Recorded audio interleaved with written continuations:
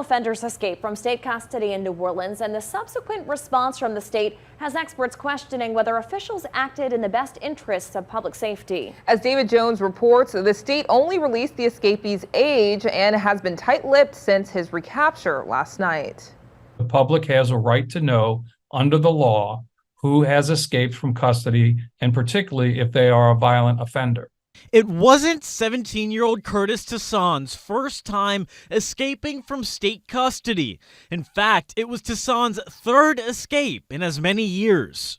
This gentleman has a bad track record. He's an escape artist, and he has a pending armed robbery charge in Orleans Parish. Previous reporting by Fox 8 cited Tasson possibly being armed and a danger to the public. So why wasn't the public notified by the state?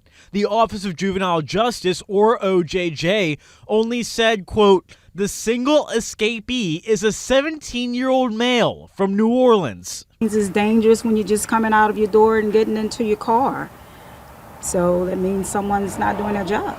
Did you see any active search on Wednesday in the neighborhood? I did not. As juveniles have been escaping from custody here locally over the last couple of years, there have been very bad outcomes in many of those cases. Former NOPD chief and current Loyola University professor Ronald Surpass says a juvenile escapee is no different from an adult escapee in terms of potential danger to the public.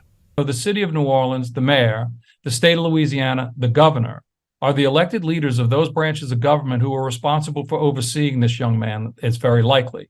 As a result, as the elected leaders, they have a duty to ensure that there's a collaboration with the media to inform the public.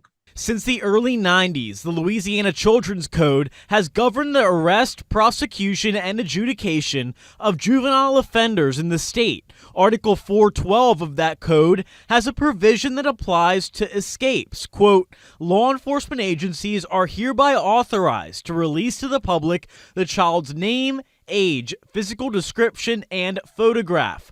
OJJ would have had control over the release of the escapee's name, picture, and physical description, but chose not to authorize agencies to release it. If a police department does not report that in a public way, it is going to cause questions to be asked. It's a policy decision by OJJ. It's something we can force them to do from a policy standpoint, but currently there's no law. It's common sense that they notify anybody who has the potential of being harmed by an escapee. We did put in a public records request with the Office of Juvenile Justice for the procedures and protocols surrounding both the transportation of juveniles and what would happen in a potential escape. Meanwhile, the city has declined to release surveillance video from the Juvenile Justice Intervention Center where Tasson escaped, citing juvenile privacy rights laid out in Article 412.